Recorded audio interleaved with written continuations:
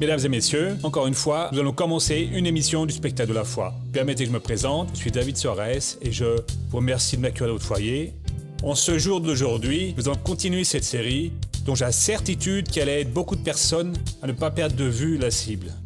Beaucoup de personnes pensent qu'un raccourci va solutionner le problème qu'elles ont dans la vie.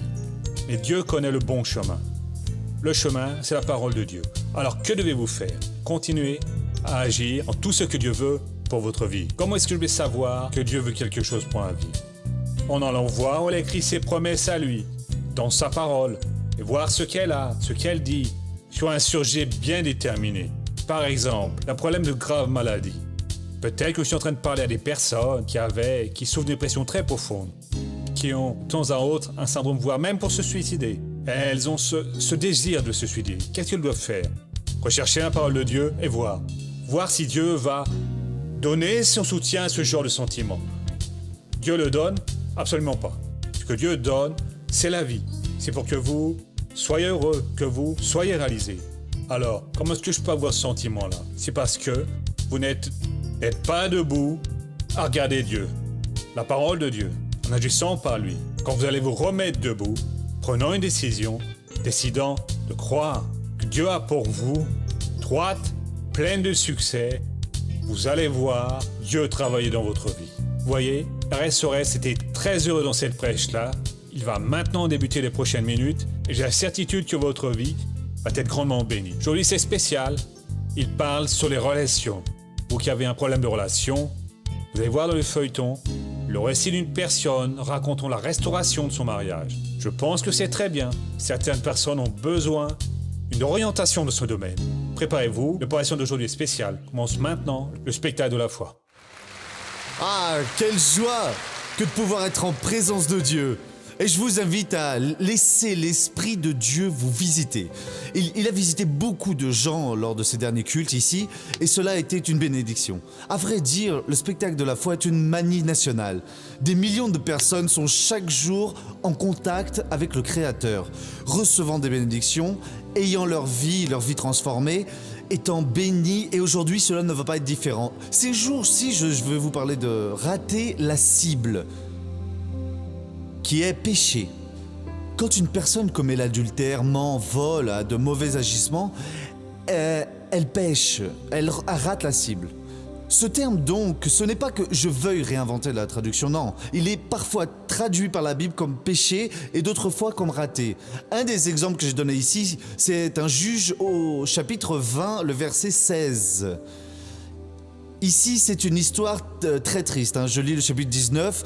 Quand un Lévite n'a pas pu trouver un endroit pour dormir à Gibéa, et des hommes de la ville ont violé sa femme, ils ont tué sa femme avec cet acte terrible, et alors il l'a coupée en 12 morceaux et envoyé un morceau pour chaque tribu d'Israël.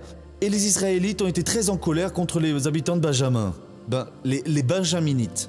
Et là, au verset 16 du chapitre 20, on parle du groupe sur lequel je suis en train de prêcher, juste parce que le terme est le même que péché. On dit comme ça: parmi tout ce peuple, il y avait 700 hommes d'élite gauchers. Tout cela pouvait, en lançant une pierre avec la fronde, viser un cheveu sans le manquer. Ils ne péchaient pas, on utilisait le mot manquer ici. Mais ce qui attire l'attention ici, c'est comment ces personnes-là, ces 700 guerriers, sont parvenus à une perfection si grande. Parce que la fronde n'est pas une arme où vous avez un viseur, grâce auquel vous touchez en plein la cible. Vous avez une bonne épaule, alors vous tirez à coup sûr et ne ratez pas la cible. La fronde, non, vous faites tourner un morceau de tissu avec la pierre dedans, zzz, vous lâchez et la pierre va à une certaine distance. Ces hommes ont réussi ça, ils sont devenus tant experts qu'ils coupaient une mèche de cheveux au milieu à une grande distance. Ainsi, Dieu vient nous montrer ici que nous devons améliorer, alors quoi, notre sainteté. Dieu veut que nous atteignions la cible au loin sans rater. Parce que, mon frère, le chrétien qui se met à céder à la tentation est en train de renier Jésus. Il est en train de mépriser le salut et il va aller en enfer. Malheureusement, il y en a beaucoup qui agissent comme des idiots dans la main de l'ennemi. La tentation est venue et ils ont fermé les yeux pour Jésus. Et ils sont tombés dans les pièges de l'ennemi. Et ils vont beaucoup souffrir. Ne chutez pas. La Bible dit que celui qui pense être debout prenne garde de tomber. Celui qui a raté la cible, c'est cet homme dont je vous parle depuis quelques cultes. C'est le fils prodige. C'est donc Luc au chapitre 15. Le fils prodige a demandé à son père la moitié des biens. Il est allé dans une terre distante, il a tout gaspillé. Il pensait que pour lui la vie n'allait jamais se retourner. Comme celui qui est dans le péché pense aussi que maintenant il a trouvé le bonheur, le pauvre. Hein. Les mauvais jours vont venir, la situation va se compliquer, hein, ça c'est sûr. Vient la sécheresse, vient le temps des inondations et la personne paie un prix terrible. Quand la sécheresse est venue aussi la famine, son argent s'est épuisé et où est-il allé travailler? Dans une porcherie, il gardait des porcs. Il voulait même manger la nourriture des porcs. C'est ainsi que terminent alors tous ceux qui se fourvoient sur le chemin du péché. Toutes les personnes. Quand la personne est tentée, elle pense que pour elle c'est différent. Qu'avec elle ça ne va jamais arriver. Et elle a un justificatif, mais cela arrive exactement de cette manière. Le fils prodigue donc, comme nous l'avons vu ici, le verset 17, déclare qu'il est revenu à lui. Voyez, priez toujours Dieu, demandez à Dieu, fais-moi revenir à moi. J'ai besoin de voir si ce que je suis en train de faire est correct ou non. Parce que la personne sous l'emprise de la tentation est hypnotisée, elle ne voit plus rien. Elle pense simplement que c'est son tour. Et après, le prix à payer est très élevé. Revenu à lui, il a pris 3 décisions. Au verset 18, « Je me relèverai, j'irai voir mon père, et je lui dirai, 3 étapes que vous devez accomplir. Relevez-vous, libérez-vous des liens qui vous retiennent. Après, allez à la recherche du Père jusqu'à rencontrer Dieu. Vous allez le trouver. Et alors, vous allez vous confesser. » Et il a fait cela. Il s'est relevé et il est allé à la rencontre du Père. Quand le Père l'a vu, il a couru, l'a étreint et l'a embrassé. Et il lui a confessé ce qu'il avait. Et donc le Père, tout cela nous l'avons vu. Demander qu'on lui mette les plus beaux vêtements pour qu'on lui passe la bague au doigt et des sandales aux pieds. Et ils ont commencé la fête. C'est ce que nous avons vu la dernière fois. Nous avons terminé sur ce passage. La joie que nous avons aujourd'hui avec Dieu, c'est le début. Et c'est déjà beaucoup de choses, hein. Mon frère, d'une joie illimitée qui va durer pendant toute l'éternité. Ce qui est beau, c'est que ce n'est pas lui seul qui s'est réjoui, non. Le Père aussi a commencé à faire la fête. Dieu veut se réjouir du changement de votre vie. Dieu veut que vous assumiez votre rôle et il va être très heureux avec vous et vous allez alors être très heureux. Bon, je ne vais pas répéter maintenant, je vais passer à la partie suivante à présent. On dit ainsi, c'est selon dans Luc 15, le verset 25 et suivant. « Or, le fils aîné était au champ. Lorsqu'il revint et s'approcha de la maison, il entendit de la musique et des danses. Il appela un des serviteurs pour lui demander ce qu'il se passait. Ce dernier lui dit « Ton frère est de retour, et parce qu'il lui a été rendu en bonne santé, ton père a abattu le veau engraissé. » Mais il se mit en colère et il ne voulait pas entrer. Son père sortit le supplier. Donc on va arrêter ici parce que j'ai déjà beaucoup de choses à commenter pour vous, sinon on va perdre cela. Or, le fils aîné était au champ. C'était un fils obéissant. Il était au travail, faisant ce qu'il avait à faire. Mais même au champ, en travaillant, même avec Dieu, nous pouvons laisser faire que notre relation avec le Père s'atténue, se ferme, et nous pouvons recevoir une inspiration qui ne soit pas bonne. Et pour que nous ne tombions pas dans une embuscade maligne, nous devons toujours nous examiner et voir si nous pratiquons bien la parole de Jésus. Que vous vous aimiez les uns les autres. Si à un moment ou à un autre, vous vous sentez le juge de l'Église pour remarquer le vêtement de la sœur, le comportement du frère, alors vous avez déjà une mauvaise attitude. Parce que le juge de l'Église, c'est le Saint-Esprit. Et beaucoup de gens s'éloignent de Dieu de cette façon. Ils commencent à se croire meilleurs que les autres personnes. Ils commencent à condamner les autres personnes. Ils commencent à dire du mal des autres personnes, de celles qui travaillent pour Dieu. Ils aiment écouter la parole, ils aiment prier, ils sont à la recherche d'une bénédiction, voulant être quelqu'un en présence de Dieu, mais ils reçoivent une mauvaise inspiration. Nous devons toujours nous orienter avec la parole. Je suis un prêcheur, mais je peux être mal intentionné et conduire le peuple juste avec des manipulations. Si vous êtes spirituel, vous allez le sentir et aller prier. Dieu ne laisse pas le missionnaire aller de ce côté. Il n'a pas besoin de cela. Et personne n'a besoin de pécher. Alors vous allez prier. Mais si vous ne regardez pas la parole, moi je ne regarde pas la parole, et nous pouvons alors pencher vers ces obstacles. Et par la suite, le prix va être très élevé. Et donc ce fils qui était au champ a montré un esprit de critique, de révolte, de contrariété. Et il revient des champs, et celui qui revient des champs revient fatigué. Et il a travaillé toute la journée, un long chemin dans la sueur, dans la chaleur qui fait suer, sous la pluie et je ne sais quoi d'autre.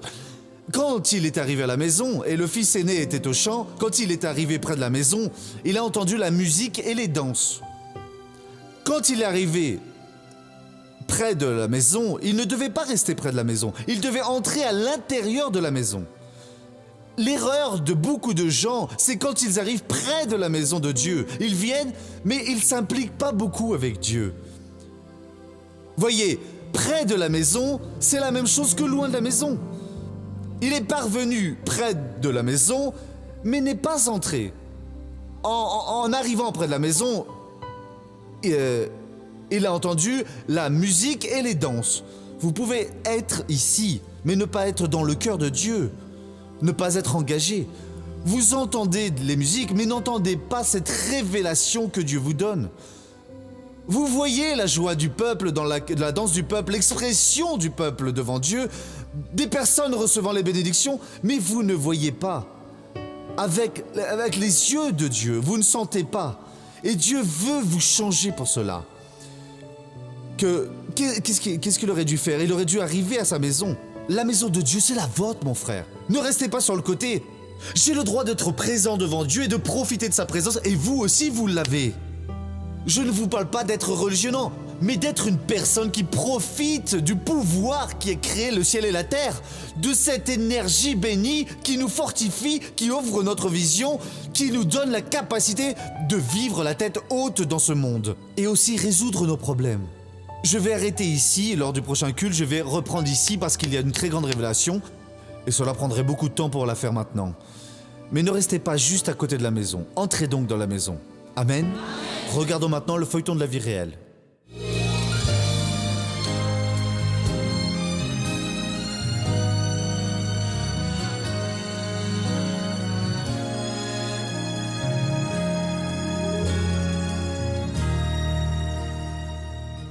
Quand on s'est mis en ménage, même si à cette époque on n'était pas encore mariés, c'était merveilleux. Mais après quelques temps, 3 ou 4 ans à peu près, les choses ont commencé à se dégrader.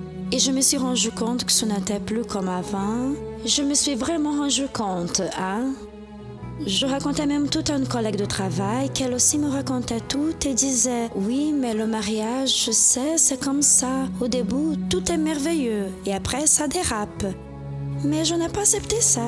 On a un enfant ensemble et pendant la grossesse, j'ai eu une épreuve parce qu'il avait une relation avec une autre femme. Marcia a souffert en silence pendant la grossesse et les aventures extra-conjugales de Valdemar ont continué même après que leur enfant soit né.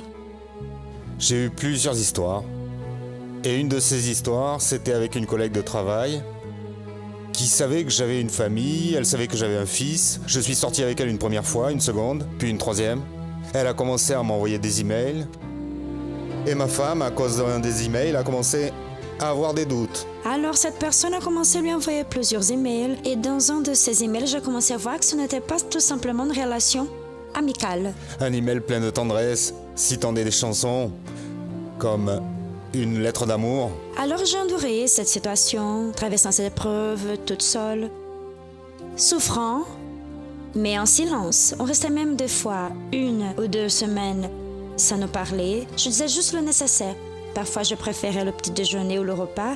Il laissait tout sur la table. Il larguait tout sur la table et je devais supporter tout ça. Je gardais tout ça en moi, des fois avec de la rage. Et je devais jeter la nourriture à la poubelle. Quand elle avait ses crises contre lui, elle se mettait à pleurer. J'interrogeais, elle disait non, c'est Au rien. bout d'un certain temps, il a commencé à changer. Il ne se comportait plus comme une brute. Il est redevenu un homme tendre, voyez. Ce jour, on était sur le sofa, voyez. On échangeait des caresses, on discutait. Et là, alors, on est redevenus plus unis. Il disait, maintenant ça va être tout le temps comme ça. Le téléphone a sonné. Alors je suis allée répondre. Mais quand j'ai décroché, j'aimerais parler avec Valdemar. Alors, qui veut lui parler? Alors elle a dit, j'aimerais parler avec son épouse. Avec son épouse et qui veut lui parler, c'est sa petite amie. Alors j'ai raccroché le téléphone très nerveuse, j'ai pleuré, je lui ai demandé qui était cette personne. Il m'a alors tout raconté. Et il s'est mis à dire toute la vérité. Et là, j'ai pensé que c'était la fin de notre histoire. Alors, je lui ai raconté toute la situation, ce que j'avais vécu avec elle. J'ai exposé toute la situation et j'ai dit que j'avais honte de moi, que je préférais, dans cette situation, partir de la maison. Parce que je n'allais pas supporter chaque fois qu'elle allait marteler ça, tout ce que je lui avais fait subir. Mais elle m'a retenu, elle a dit non. Il a dit qu'il s'en allait, je l'ai retenu, je lui ai dit non, si tu me jures, si tu me promets qu'à présent tu ne feras plus jamais ça et que tu te repens vraiment de tout ça, je n'ai aucune raison. Je te pardonne et je vais affronter tout ce qui va arriver à partir de maintenant avec toi. Et alors là, on s'est embrassés. Et dès la nuit suivante, mon frère, qui fréquentait déjà l'église internationale de la grâce, est venu avec une rose pour une campagne de l'église pour la famille. Et il m'a fait cette invitation. Il a apporté cette rose, il a pensé à nous. Et il a dit que mercredi suivant, il viendrait la chercher pour qu'elle soit brûlée et consacrée. Le pasteur allait faire ça sur la colline. Et il nous a invités pour qu'on participe pour assister à la réunion. Alors le mercredi suivant, on est allé assister à la réunion. Arrivé là-bas, on a accepté Jésus-Christ comme notre Seigneur et Sauveur. Et depuis, on est dans la grâce de Dieu jusqu'à aujourd'hui. Après la conversion, Valdemar et Marcia ont décidé d'être baptisés dans les eaux et ils se sont aussi mariés dans l'Église internationale de la grâce de Dieu. Après qu'on se soit convertis, on est devenus beaucoup plus unis, sans dispute, on vit harmonieusement, comme tout le monde peut le voir. Et aujourd'hui, je ne cherche pas à vivre que pour elle. Tout ce que nous faisons, c'est un accord l'un avec l'autre. Je l'ai toujours aimé et je l'aime encore plus parce qu'il faut que je remercie beaucoup Dieu parce que j'ai une famille merveilleuse. Je n'ai pas de quoi me plaindre. Mon mari est une grande bénédiction que le Seigneur m'a donnée. Et aujourd'hui, je peux dire que ma famille et moi, nous servons le Seigneur. Merci Jésus. C'est une chose très triste, Très triste quand un des conjoints ne respecte pas l'union matrimoniale et extrapole, et cela va juste faire souffrir, et Dieu guérit cela aussi. Les couples d'aujourd'hui sont comme cela, et vous qui avez perdu la tête, lisez les Proverbes 6, versets 32 et suivants, et voyez ce qui vous attend, vous qui vivez dans le péché. Revenant en courant dans les bras du Seigneur, car il peut vous redresser et vous donner la dignité pour que vous continuiez ferme, sans trébucher, et Dieu efface cette transgression et il jette ce passé au loin. Aujourd'hui, beaucoup de gens se laissent emporter par toutes les saletés existences qui sont à la disposition de tout le monde. Mais celui qui veut vivre de beaux jours et être une bénédiction doit fuir en courant de ces choses-là. Parce que ce chemin est le chemin de la mort. L'Écriture déclare au Proverbe que vous prenez 6, 32 et suivant, que celui qui pratique cela détruit sa propre âme. Et pour avoir conseillé beaucoup de gens, pendant ces années de ministère que j'ai, ce n'est pas rien, presque 4 décennies de ministère, j'ai remarqué que les personnes, quand elles sont tentées par ce démon, ne sont pas juste tentées de pratiquer, non. Il y a d'autres démons qui leur persuadent que leur propre cas est différent. Dans leur cas, Dieu le comprend. Leur cas n'est pas un problème. Mais en fait, si, il y en a un. J'ai raconté ici une fois d'un certain homme que j'ai rencontré dans l'avion. Il est venu me donner son témoignage et j'aime raconter cette histoire car elle sert d'exemple pour beaucoup de personnes. Il était... Bon, je ne vais pas dire la branche, sinon on identifie la personne. Et c'est embêtant. Bon, il possède une entreprise, on va dire comme ça, de plus de 100 salariés. Il a 35 ans, une formation supérieure, sa femme aussi, 30 ans, 2 filles. Et il m'a dit, missionnaire, on a embauché une jeune fille là, dans l'entreprise pour travailler. Elle a été la passion de ma vie. Âgée de 19 ans, une fille de quelques mois. Et elle n'est pas arrivée en s'offrant à moi, non. Mais quand j'ai regardé son nez, j'ai vu le plus beau nez du monde. Ce qui m'a attiré l'attention, c'était son nez. Et ce nez-là, ce n'est plus sorti de ma tête. J'ai remarqué ses mains qui semblaient avoir été sculptées par le Seigneur Dieu. Quelle merveille. Je me réjouissais quand elle venait de temps en temps parler avec moi. Et moi, je pensais même dans son secteur de temps en temps pour lui parler. Et mon cœur battait la chamade. J'ai découvert ce qu'était une passion. Je ne pensais plus à rien d'autre. Je voulais juste rester avec elle et je ne sais quoi d'autre. J'ai commencé à oublier mon épouse, à oublier l'entreprise. J'étais jour et nuit avec cette chose-là en tête.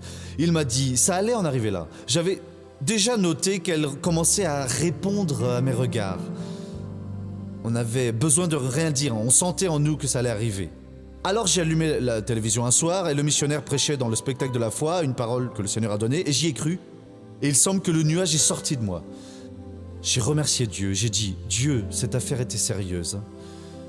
Quand je suis arrivé le lendemain dans l'entreprise, missionnaire, cette histoire du marin qui voit une sirène, c'est la vérité. Il voit la sirène et saute dans l'eau. C'est un requin qu'il y trouve avec plus de 132 dents qui va le manger comme ça. Un visiteur est arrivé dans l'entreprise, j'étais là, et elle est entrée dans le bureau. Quand j'ai regardé, je n'y ai pas cru. Car ce petit nez qui était si parfait, il était en fait en moitié tordu. Je suis resté à le fixer ainsi en disant, mais ce n'est pas possible. Et ce qui m'a fait trouver de la grâce en elle, c'était son nez. J'ai regardé sa main, on aurait dit qu'elle avait déjà souffert d'arthrite. Sa main était un peu comme ça, non? Vous aimez bien cela, Il y a un nuage là. Vous voyez, c'est la sirène. Vous allez sauter et tomber dans la gueule du requin. C'est 132 dents pour lui ou son cousin crocodile. Sautez donc de ce navire-là, car ce navire ne vaut rien. Grâce à Dieu que cet homme-là est revenu à lui, car c'est très, très, très triste cela. Prenez conscience pendant qu'il en est temps. N'allez pas avec ces personnes sans qualité, qui incitent même au péché. Ce sont des agents de l'ennemi pour en finir avec votre bonheur conjugal. Ne ratez pas la cible. Soyez comme un de ces 700 avec leur fronde qui était dégauchée d'ailleurs. Moi-même d'ailleurs avec la main gauche je n'y arrive pas à imiter. Je sais un peu plus avec la droite. Mais voyez ici, ces 700 lançaient la pierre et ils coupaient une mèche de cheveux à bonne distance. Soyez parfaits pour faire la volonté de Dieu. Amen. À présent, laissez-moi faire une prière pour ceux qui sont chez eux et cela sert aussi pour vous. Courbez la tête et fermez les yeux. Mon Dieu et mon Père bien-aimé, je viens à toi en cet instant, au nom de Jésus, en faveur de ces personnes qui sont en prière avec moi, et cette personne qui a une très forte douleur, une grande infection au rein gauche, je veux que le Seigneur mette la main là, maintenant pour libérer cette personne. Mon Père, je crois en ta parole et je crois qu'elle ne revient pas vide. Avant cela, elle a fait ce pourquoi elle a été destinée. Oh mon Dieu, étends tes mains à présent pour guérir, pour libérer, pour faire en sorte que cette personne soit maintenant complètement bénie. Seigneur, quand l'homme a besoin d'un miracle et qu'il n'a pas la foi, apparemment il n'y a pas moyen. Mais le Seigneur a guéri cet aveugle quand Jésus était passé et les disciples lui ont demandé qui avait péché pour qu'il naisse aveugle. Et le Seigneur a dit que l'œuvre de Dieu pour être faite devait être faite à ce moment-là. Il n'a pas demandé, il n'a pas montré de foi, mais le Seigneur l'a guéri. Père, retire ce désespoir qui a pris compte de cette personne. Mon Père, interviens maintenant et donne la solution à ce problème. Je vais utiliser l'autorité que tu m'as donnée pour pouvoir bénir ce peuple. Et au nom de Jésus, je paralyse toute œuvre de l'enfer et l'interdis de continuer. Et je dis, tu vas sortir maintenant pour ne plus jamais revenir au nom de Jésus. Et vous dites tous, merci beaucoup Jésus. Bien, nous sommes maintenant de retour pour les minutes finales. Quel bel exemple de restauration dans le mariage. Que c'est beau. Pour vous, qui avez une relation difficile, oui, très compliquée, voyez ces exemples. Si Dieu fait une volte-face dans la vie de cette personne, il peut faire de même pour vous. Il peut transformer cette personne qui vous aime. Il peut transformer ce sentiment en quelque chose de pur. Ayez seulement confiance en lui. Ne cessez jamais d'avoir confiance en Dieu. Parce que celui qui a commencé la bonne œuvre va la terminer. Les luttes, les adversités viennent. Si vous demeurez ferme, Dieu va honorer votre vie. Au nom de Jésus. Et voyez, Dieu appelle toujours des personnes pour qu'elles fassent un pas de plus dans la foi. L'un d'eux, c'est de devenir un parrain de l'œuvre de Dieu. Une personne qui parraine, comme nous le disons toujours, fait partie d'un groupe de personnes qui sentent, au fond d'elles, mince alors, cette émission ne peut pas quitter Nantais. Qu'est-ce que je peux faire pour aider cette émission à se maintenir à l'écran? Vous pouvez faire tout ce que Dieu vient placer dans votre cœur. Appelez ce numéro à partir de maintenant et dites, voyez, je suis en train de suivre le spectacle à la foi et je veux aider à maintenir cette émission à l'écran. Qu'est-ce que je dois faire? Oh, quelles sont les instructions que vous pouvez nous donner? Et voyez, Dieu va vous orienter. Dieu va vous donner les capacités. Je ne veux rien suggérer à personne ici. Je veux être très franc, très sincère et dire, voyez, si Dieu vient placer ce désir dans votre cœur, c'est parce qu'il peut voir en vous les moyens, une capacité pour accomplir cet objectif. Ah, je n'en ai pas les moyens. Si, vous avez un Père qui est le Dieu de tout or et tout argent, et il peut ouvrir les feux du ciel pour vous bénir. Écoutez tout simplement ce que Dieu a placé dans votre cœur. Si Dieu n'a rien placé, faites rien. Mais s'il a placé, faites donc ce pas de foi au nom du Seigneur Jésus. C'est d'accord? Eh bien, je veux tous vous remercier. Nous déjà nous dire au revoir à présent. Nous revenons toujours à ce même horaire, sur cette même chaîne. Que Dieu vous garde tous et à bientôt.